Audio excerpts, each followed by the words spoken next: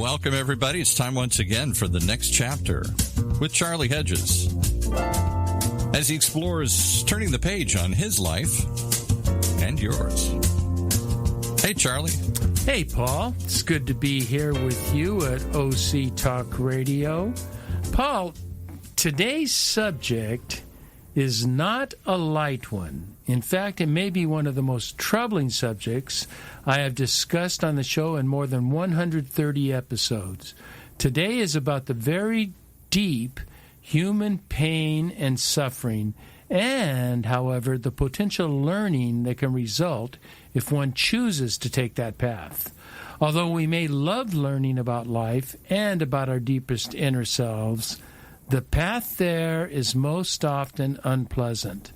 David White alludes to the power of suffering when he writes, "Suffering is an inescapable and inevitable as breathing.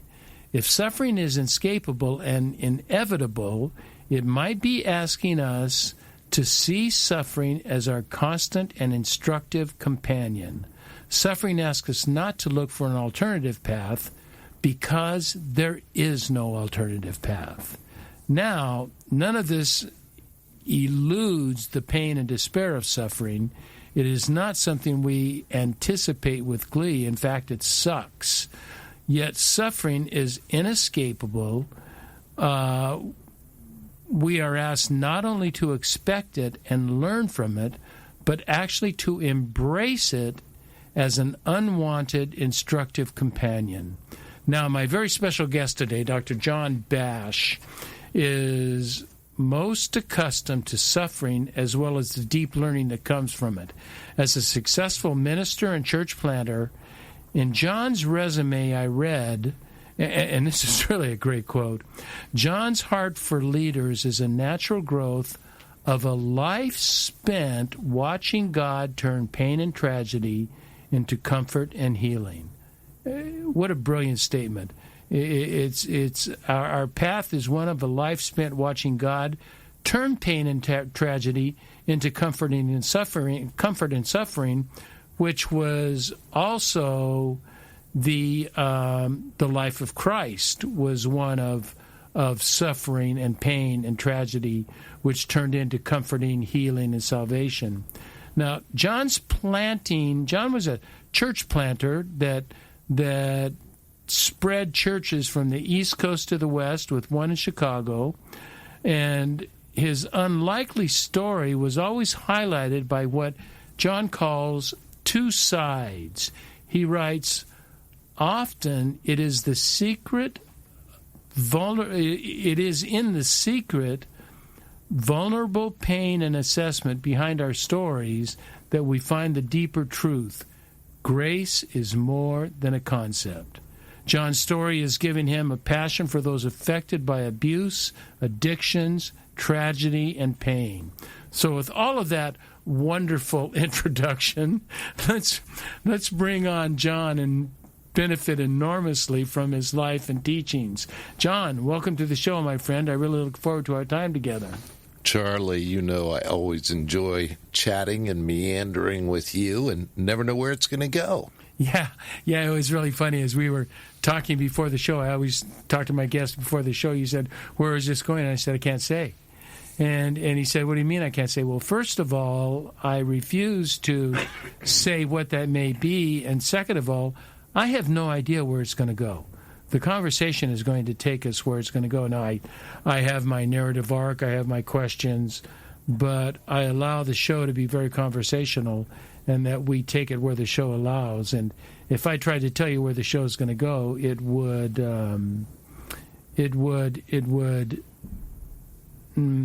sort of destroy the impromptu-ness, the excitement of what we're trying to do. Before we go down deep, I want to talk about your history as a successful minister and a church planter. You got to tell me, what is a church planter? You know, it's funny, in the world of evangelical churches, it's a common term. And the rest of the world, people just like, really? They picture you out digging in the fields. And, you got to remember, I actually haven't been a local church pastor for almost 20 years now. But when I was younger, I was in a denomination that you either started a church or you were kind of stuck because there were more ministers than there were churches. And so basically, it was going into areas that either needed, churches of one kind or another, or churches that just didn't have, or areas that didn't have churches.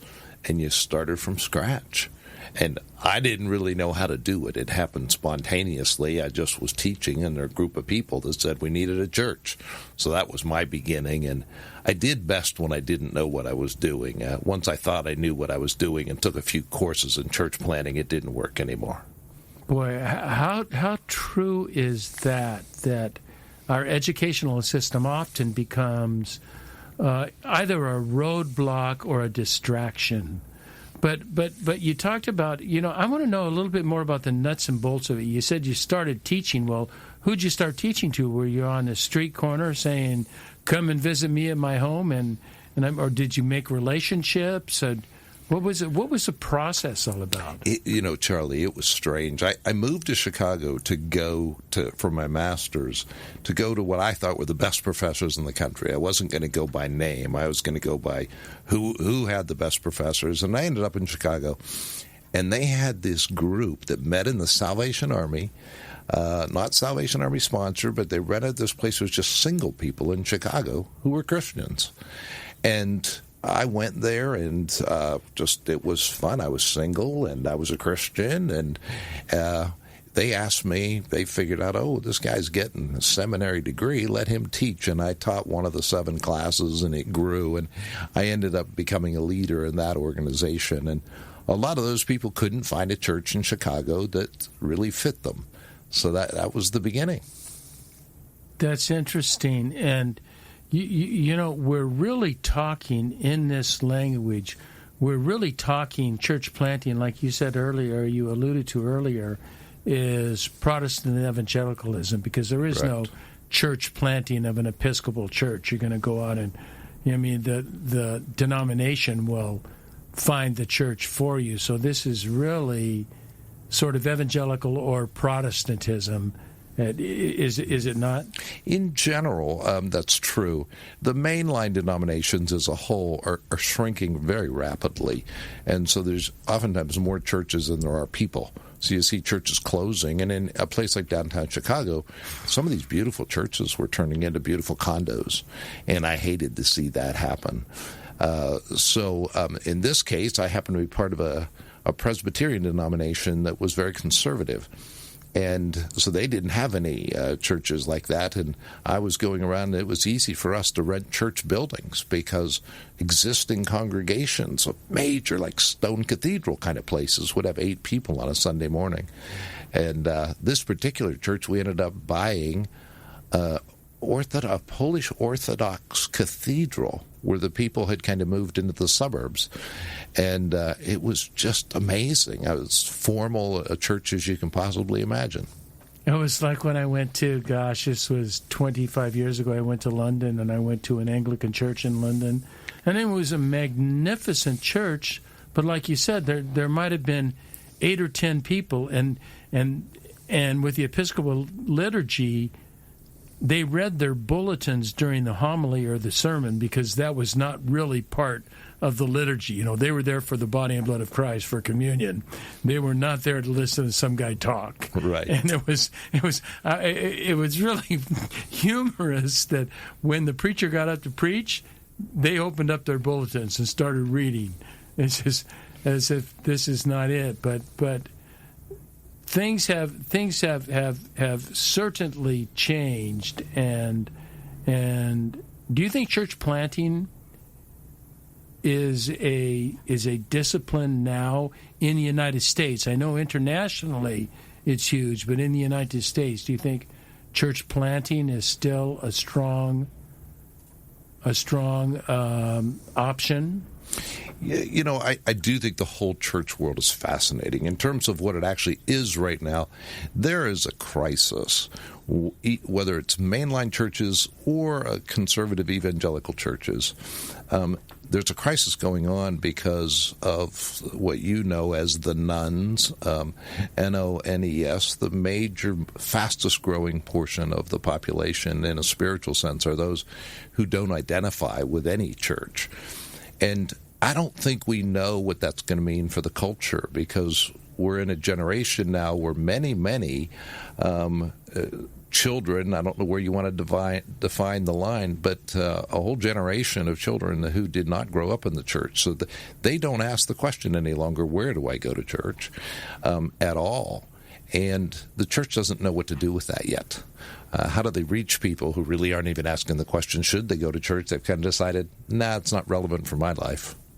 And it's not only them that I found, John. It is the people that have attended conservative church no longer can buy into the doctrine, because the doctrine is still a 3,000-year-old doctrine that rejects many social groups now. And I'm finding, if I may use the term millennials, we were talking about millennials that just simply don't go to church. They don't want to go to church. And as Paul has brought up to me several times, the millennials also don't declare political party. They don't say independent any longer. They just say undeclared, because they simply don't like what's going on in the country. And something is bound to happen. I'm like you. I have no idea what is going to happen. But something is bound to happen. I think generationally, Charlie, as you and I we're old, and we never thought we were going to be old. I remember years ago when Paul McCartney turned 63. That was such a big deal, because when he wrote a song about turning 64. It was 64. There you go. I don't even have the year right. But when he wrote that, it was like, that's an infinite old person. I'm never going to get there. It is. And you watch these guys. I went and saw the Rolling Stone a handful of years ago, and I'm looking at a 70-year-old man bounce around the stage like he's a kid. But there are these generational changes that we're really having, I think, can have a difficulty in a way we haven't before, because our basic assumptions about really, really important things, not about music style and clothing, but about what a man and a woman is. That's a pretty big deal. We're talking about the very beginning definition of mankind as the Bible describes it, and God created man and male and female created him, and now all of a sudden you say that and you're politically controversial. If anybody had said to me a few years ago that saying that God created man as male and female would be controversial, I would say, come on, can't go that far. And yet it is. It's a huge issue in our culture today, and that's really impossible for people, 10, 20 years older than me. They just they knock their heads and say, this makes no sense. Well, look at one of the, I don't know, largest, but certainly most prominent denominations. The Methodists are splitting over gay marriage. They've just decided, the conservatives decided, and the non-conservatives decided, we cannot come to resolve on this. And so the church, I've been keeping up with the newspaper, the church is doing a split by April, is it, or something like that? That is just one illustration. You can take any denomination. You say Methodist, I'll just take Presbyterians, for example.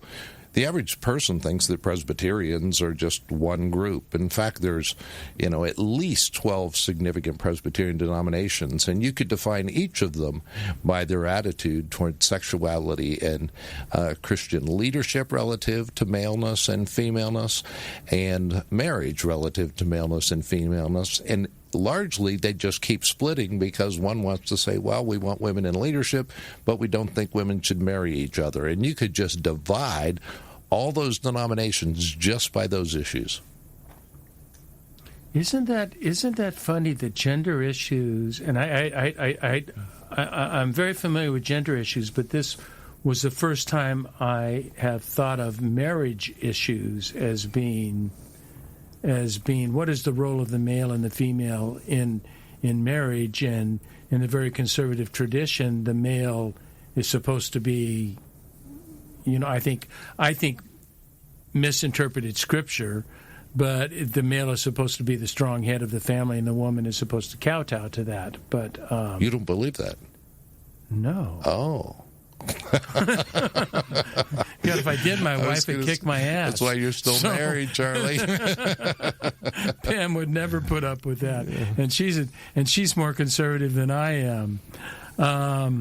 As I was reading through your resume, let's kind of move on. That was an interesting little sidetrack there, but as we're talking about suffering, but a natural segue into suffering now, maleness and femaleness. But that is suffering. I mean, that people truly suffer. There's a spiritual suffering that is going on. You don't have a church split without suffering. Big time. And these people that are involved in it are really hurt by it because they want it. I read between the lines that they want to stay together, but they just can't. They just can't doctrinally stay together. It just does not work. And we can certainly get into that subject, but that is not the subject for today. But I did read something that you put in your resume that you sent to me. You said something I don't know that I agree with about you. You said that your pedigree, based on your life's experience, was not one that would predictably end up as a minister, that your pedigree would not end up as a minister. Yet it seems to me, John, that you have the perfect personal history to be a pastor. That you care deeply for people under your leadership. You care deeply for people that are around your life. We just talked today about somebody that's involved in your life, and your compassion for this person who is suffering right now was just obvious.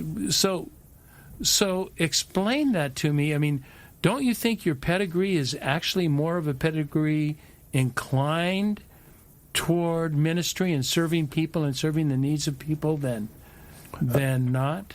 I'm doing the stereotype from my childhood, which is if you saw a minister and met him and asked him what it was, he probably grew up in a spiritual home, a church-attending home, and went to Sunday school and all of that. And for me, that wasn't pedigree, the story. Yeah, I grew up in an unchurched home. I remember my parents, when we moved, when I was in third grade, checking out churches, and they didn't take us with them. And I thought they were going to choose a church we'd go, but my father went to the one down the street for 4 weeks, and when the minister didn't know his name after 4 weeks, he's like, forget this, a church is just about money. And he had other reasons that he chose not to go to church, not the least of which I think he preferred a beer.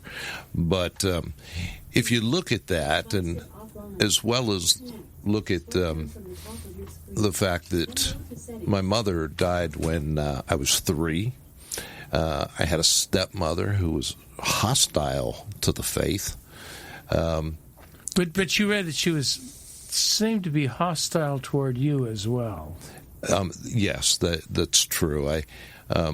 Unfortunately, my father married somebody he loved me deeply, but he married somebody I think really in many ways without the capacity to love. She was so damaged from her childhood. So I ended up really as a teenager having no specific belief in God or knowledge of the Bible or any of those things. So that's why I say you're probably least likely. I have a very unloving mother. I have an alcoholic father. I don't have a church background. How in the world do you get a minister out of that? And my response, practically speaking, is that is the pedigree of a good minister. Well, somebody who understands life, knows the brokenness of life, and just in your conversation right there, was empathy, even for this mother who was, if I may use the word, abusive or not relational with you. You did not cast blame on her. The first thing you did is said she didn't have the capacity because of the way she was raised. She was limited in what she could do. See, that's from the heart of a pastor. That's not from the heart of a judgmentalist. That's probably the most gracious I've ever spoken about it, and it felt good. If I got you in another mood, you could have had some other words to say for exactly. Not the minister words. Yeah, the B word. Yeah. I don't know if you recall. My guess is you do. But the first time we met, you invited me to speak at a church group. I can't remember the topic, don't even want to remember the topic. But I know that we hit it off in that our unusual theologies or non-conventional theologies seem to track, that we seem to track with each other, and we could have these nice conversations, and I felt there was somebody else in the faith tradition that thought as oddly as I did. But then we lost contact until recently, once again, we met at what I'm calling a meeting of broken people. Yep. And we discovered our mutual brokenness that was similar yet distinct, because they're always similar yet distinct. And that was a sense of bonding from that, from our mutual brokenness. There is a bonding in that. Would you agree? Oh, I don't think there's any doubt about it. In our conversations, we're now going to go deep, and I'm going to ask you to tell me a story. In our conversations, it seemed to me that you finally ended up in this meeting of broken people initially as a result of a most tragic event that occurred in the life of your son, Johnny. Would you like to tell us about that and explore what happened to Johnny and what that was about? Tell us about Johnny before the accident and after the accident. Yeah, it's funny, even when you say, would you like to, there's part of me that I kind of hate the memories and I hate telling the stories because it's just, I identified as just a painful time that I don't want to revisit. But reality is, for me, I had been out of the ministry for a while, working as a consultant and working with churches, helping them raise support for things, and life was kind of cruising along, but I got a phone call, and it's the phone call no parent wants to get, and it was Johnny had a girlfriend, and she just said, Dr. Bash, Johnny's been in an accident, and he wants to talk to you. And she seemed kind of confused by why my son would want to talk to me, and I didn't know the scenario, but it ends up the scenario was my son was being held out of the river that out by Lake Havasu. He was being held out of the river by a man, and his girlfriend was holding the phone to his ear, and he said just like this, hey, Dad, in a normal tone of voice. And he said, I can't feel my body. And, of course, my heart sunk, and I tend to be one that gets really calm in emergency-type things. But in any case, Johnny had dove off a boat, put his head in the sandbar. He was 28 years old, at the peak of his physical appearance, gym body. I think as handsome as he'd ever been in his life, excelling in his career. And just one dive off a boat and head into, he couldn't see in the water. The sandbar was just a few feet under the surface, and his spinal cord snapped, and he immediately became quadriplegic. And it was only a handful of hours before we found that out. And it changed everybody's life. And so for me to understand suffering, there's a sense of really, I mean, it's Johnny's the one who went through this, and yet at the same time, one of the things we find about suffering is it's not just us, it's the people around us. And I discovered that pretty quickly, that the parents of children who've been paralyzed have an extremely high rate of suicide. And man, I really understand that, because, it certainly for me, I had a hard time getting out of bed in the morning and going to the bathroom to start my day, because at that point I realized everything I had done, my son couldn't do. You showed me when we were sitting in the club before this, you showed me a before and after photograph of Johnny, and as you recall my response, I just said, I don't want to see it. I just, I want to ignore that, because I picture my son, because your son, there's similarities between them, and dark hair and with a gym build, and see if that were to happen to my son, I can certainly understand the suicide rate of parents, because your child, even a child that's not close, that doesn't feel close on the surface, is likely the closest thing to you in your life. Most dear thing to you would does that?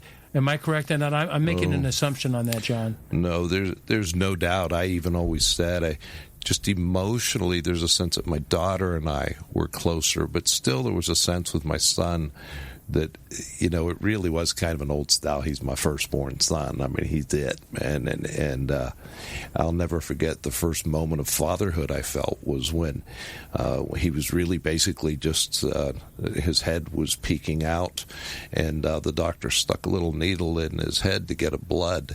And I got that fatherly sense of, really, you are pinching my son, and I was like ready to punch out the doctor. But I really don't tell, this is embarrassing. I don't know if I've told this before, but one of the things that happened was about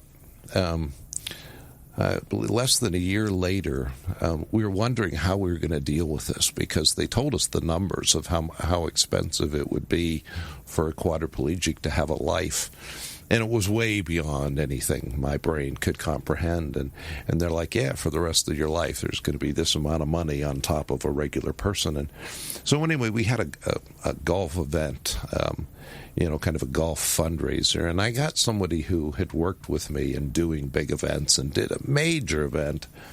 And I just kind of assumed that I would speak to all these people. I mean, friends of mine came from all over the country to be part of this and to be supportive. And then this man who I'd asked to coordinate the event, when it came to speaking, he said, really, we're going to ask Johnny's mom to speak, not you. And I was quite taken back. And I realized pretty quickly that I'd asked this man to do it because I trusted him and he was a good leader. And he was giving me hard words. The reason they weren't asking me to speak, because they weren't confident I wouldn't have too much to drink. And that's pretty embarrassing for somebody with my background and with what I knew. I got to the place that I just had to numb the pain of what was going on, and I tried to do it with alcohol. And I look at that, and I tell you, there's another side of suffering, and we'll probably get to it, but most people probably have no idea, can't picture what Johnny's life was like. You don't think of that, do you? I mean, you when you're in the midst of your suffering, it is it's not necessarily egotistical, but you just can't get out of yourself. Yourself is so involved in this situation that you can't get out of it. It's like, and this is the next step to it. I know a couple of moms that have lost their children at 30 years old. that just simply, one, never recovered and she's died now. This was, a few dozen years ago. And one quite recently, her son will never live her life, never leave her life. This is, and she's got 2 wonderful daughters. She loves her daughters, takes care of her daughters, but her son, it's just overwhelming what she feels with his son. What do you think is going on? Why are we as parents taking it that way? And they've never seemed like they were in our entire life growing up, that we had other parts of our life, and yet when something tragic happens, it seems there's nothing else in our life but that child. It's interesting how we talk about how we know things. We talk about sometimes about what's innate. What really do we just have innately? It's not like we've learned it or we've gotten it even from experience or perception around us. And I think some of those things, I believe that one of those things is actually an understanding of God. I think beneath all the ways we can come to a conclusion there's a God, I think that's really put within us. Well, it's put in us in the same way I believe the parent-child connection. In fact, Jesus even makes reference to at one point talking about, which of you, if your son asked for food, for a piece of bread, would give him a snake. Right. It's just, what a silly, of course. We just say that's dumb. One would never do that. How we care as parents, it's just built into who we are. Since you brought God into the equation, He likes to get there, by the way. What's that? God just likes to get there. He keeps interrupting our lives in amazing ways. He does, and I want to pursue more of God's involvement in this. But first, John, I was just signaled it's time for a break. Cool. So we're going to take a quick break and come right back to this.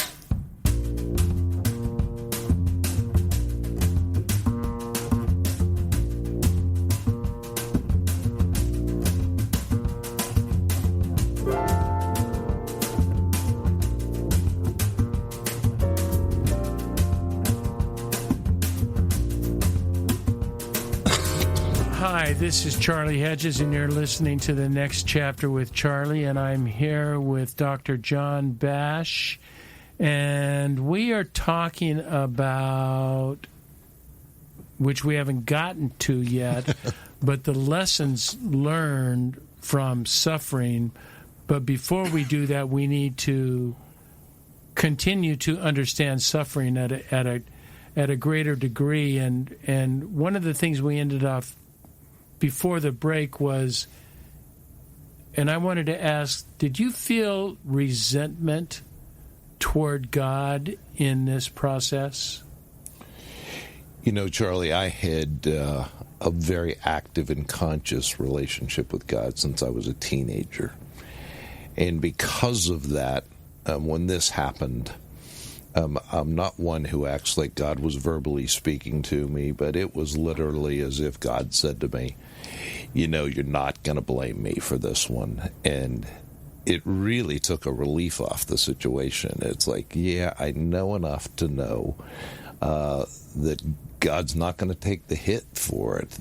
We live in a world that tragedies happen. It's just part of life. And so I really was able to skip that stage, and that softened the blow a bit. I knew that I could struggle and ask questions in my relationship with God, but I wasn't going to sit there and act like I was uniquely singled out in this case. That's not a normal response. But I didn't have a normal background. I already been walking with God for 30-some years at that point. Actually, for over 40 years. And you had already experienced several forms of suffering and tragedy in your life before this. I'd blame God for so many things. It's like, okay, you've blamed me for enough. Don't waste your time blaming me for this one. That's a really interesting take on it, and I think can be helpful to people that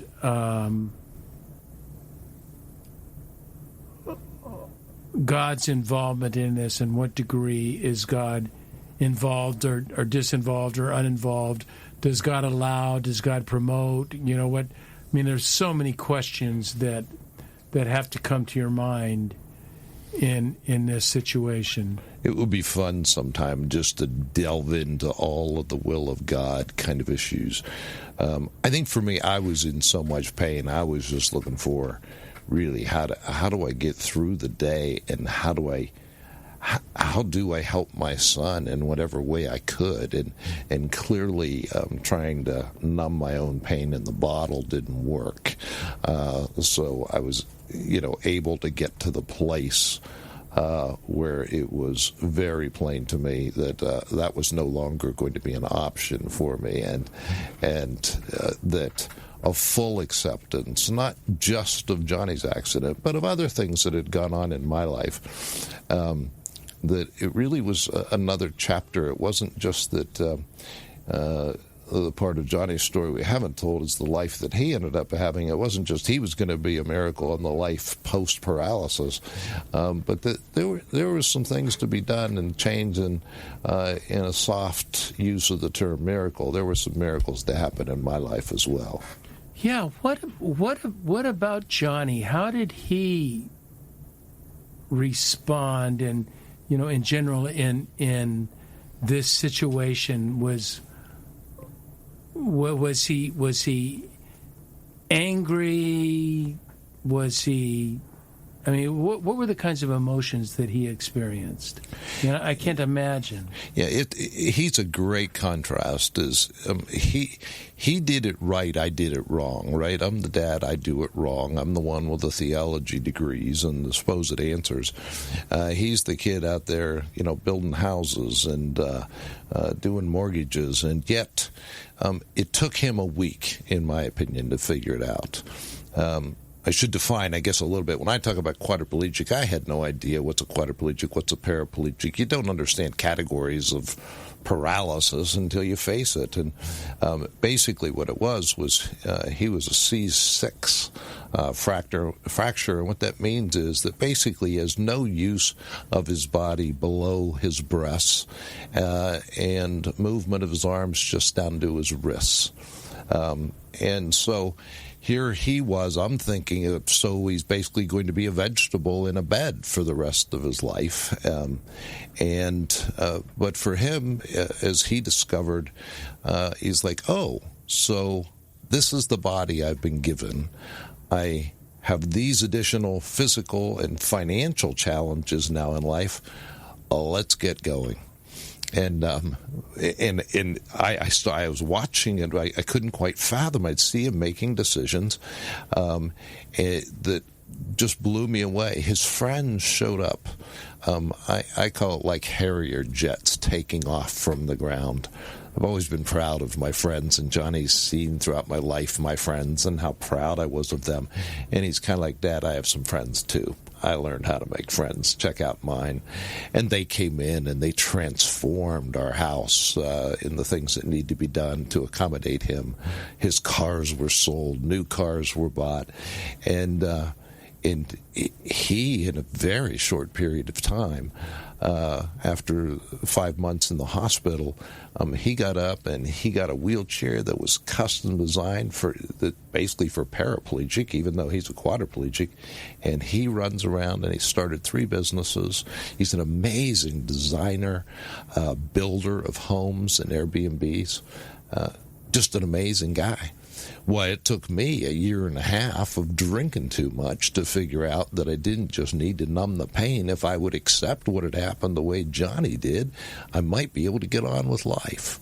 And that's, in fact, what happened. What do you think gave him the capacity to do that? I love it when people give me credit. Oh, you was a good dad. It must be because of you. And I really agree with them. It doesn't resonate at all. I can't imagine what the connection is. I would say God gave him a grace. He has become a model. When he goes back to the hospital that he stayed at for so many months with people who are newly paralyzed. The nurses will bring out their new patients to see Johnny drive up. And I don't know if you caught that, Charlie, but I said, Johnny, drive up. And they keep looking for who was driving the car. And it's Johnny. And it's a beautiful car. And he flies in and out of that thing on a ramp. And he's just an encouragement that there's life after paralysis. And I think for a lot of us, we need that message. It may not be paralysis, but I think most people have been hit in the head pretty good by something. A paralysis of some sort. Oh, yeah. I don't know anybody, really. You even mentioned in the church of people who've been part of the church and how many of them aren't now. Why? If you ask them why, it's because of some kind of pain. They had deep disappointments or people violated them in some way. There's tons of things that if we don't find ways to accept those things and come to grips with them, there's an infinite number of things that can ruin our life and cause deep, searing pain. Do you think, in line with our topic, that, I like your line. I was just looking through my notes, and I like your line early on that we have a life spent watching God turning pain and tragedy into comfort and healing. Mm-hmm. And there is a transference there, and there is a learning. What types of things do we learn about ourselves through suffering? I think, I guess because I had just made a reference to that, I think, we'll put it this way, there was a man who wrote to me because of Facebook. He saw quickly that's not what had happened to Johnny. And he's a guy who had been in my church. I didn't know him really well. I just remember I liked him. And he just wrote me a note on Facebook 10 years after I'd seen him. And he said, I think you want to call me. And it was kind of a elusive message. And so I called him, and he's like, John, it's great to hear from you. He said, there's a few things you don't know that happened since you knew me. He had a wife who was dying of cancer, and he was helping her. And he was on the way home from work on a motorcycle. Car cut him off. He flew 10 yards in the air. And he was in a coma for 8 months. His family was standing around basically answering the question, should we pull the plug? And they're arguing, he wouldn't like to live like this. I know, Dave, da-da-da. He ended up communicating somehow with his wife, who's dying of cancer. She sees, and it's like, wait a minute. He can hear, something's going on. Well, here he is calling me, talking to me, saying, I'm a quadriplegic, John. I think I can help you. I talked to that man every day for the next year. He held my hands. What I learned in the midst of that, here's a man who's a quadriplegic I couldn't talk to almost anybody else, Charlie, because nobody could understand that kind of pain except somebody who had been through it. And it was him, and it was another friend I had who had lost a child. And that, for me, I literally climbed on top of Johnny's bed early on and just looked at him and said, Johnny, your body sucks, but you're here. I have you. And I realized somehow in the midst of this pain, it's out of our pain that we can help others. It's not that we have it all together. And you were suggesting, what I'm hearing you suggesting is the power of relationship. You do not deal with this, you do not manage it, and you do not accept it all alone. It is with the help and care and love of other people that is sort of a primary factor in our healing process. Did I catch you right in saying that? But how much do we not want to hear that answer? I mean, how much when we're when you're going through trouble and people say you got to go to a support group, what do you want to do? You want to say, go fly a kite. I no more want to go to a support group than fly to the moon. You're a lunatic. I'm hurting. I'd rather go meditate on the mountaintop and say, give me the answer of the monks. Somehow give me the answer out of the sky. And I don't know about you, Charlie, but that's not the way I find God working. I mean, Yeah. God seems to work through other people who've been through the same kind of stuff and who can understand it. And that's... And a God who has gone through that himself. Oh, it's crazy. Why? Who in the world would tell the story of suffering Savior? God's going to come. If God's going to come, think about it. I mean, if I'm God and I'm going to come to the world, it's going to be a Superman movie, man. Yeah. But do you know how they make Superman relatable? You end up seeing his struggles. If you really get into his Superman flaws. movies, Yeah. you see His kryptonite. Exactly. He's struggling in pain. That's what makes it real. And now we have literally a Savior who goes through suffering in every way as we have. Through his whole life, not just through the cross, his whole life he was rejected. You know, we talk about how he was accepted by the masses and loved by the masses, but by the influential people of the world, he was highly rejected. And he was rejected by his family, by his hometown. Look at the temptation stories. They talk about Jesus and his temptations of the devil. Go back and read those things. Those are things that's like, really? You just do this and you can have all the fun you want. Those temptations were real. I'd like, hey, I like this deal. I thought the devil was a good negotiator. I would have bought into some of those, right? Yeah, I could do all those things. I'll take that instead of a cross. Look, as we wrap up, I'm realizing, we could go on, but it's about time to wrap up. But I did have an extended statement that I made to kind of wrap us up, in that your life reads like a Shakespearean tragedy. You have a family heritage of alcoholism, parental abuse on the part of your stepmom, if not your dad, I don't know. The loss of your birth mother early in your life. You have a daughter who has struggled with addiction. And you've had personal issues with alcohol. Hell, with all that, I can see no better reason than to turn to truly the wonderful numbing advantages of drink. There is, we always put down drink, but there is an advantage to being numbed, and an advantage of just not having to deal with it. I just want to put it aside, and that's what drink does until other problems arise and we find out that the numbing is not really working. But there is a numbing process that is quite necessary. And yet, John, after all of that you've been through, I find that you are one of the kindest, most appreciative, and supportive men that I know. Mm-hmm. What the hell is that all about? Well, that's gracious, Charlie. As sure as who I'd like to be. I can't believe sometimes what a sinful turkey I am. But I will say this, in the midst of it, I'm not a Christian because I grew up as one. I'm not one because it's politically correct, because it's getting to be really non-politically correct. And I'm not one because I don't think. My degree's in philosophy, and I continue to love to think at the highest levels. But when you get down to it, science doesn't provide these answers.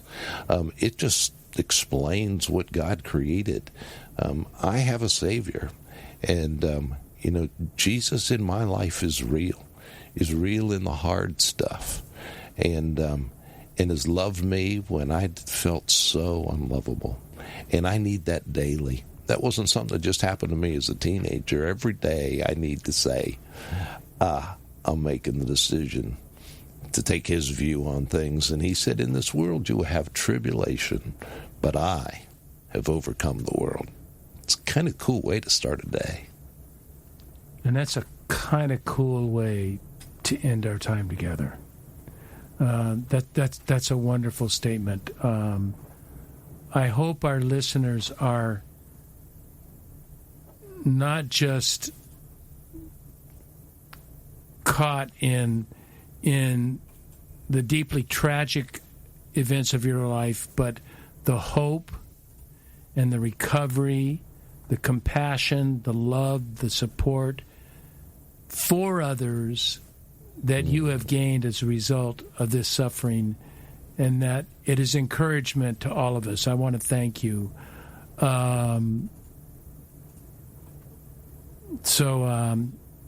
Dr. Pastor John, what final words do you have for us regarding the inevitability of suffering and the unexpected yet necessary life learnings that result? Yeah, we need to quit being surprised by suffering. It's going to come. What are we going to do when it comes? And hopefully along the way, we're going to be a little more sensitive towards those who are going through stuff that we don't relate to because we haven't gone through it yet. But we can do something and not give people answers. We can hold their hand. We can hug them. And, Charlie, I'm glad I'm here with you because I'm a little less scared about life because I love you and you love me, and we know that makes a difference. That makes a difference. Thank you so much for spending time with me today, and you have been both inspirational and instructive. Mm-hmm. Thank you. I also want to thank our listeners for tuning in to The Next Chapter with Charlie, and be sure to check us out at our website, thenextchapter.life. Until next, this is Charlie Hedges signing off. Bye for now.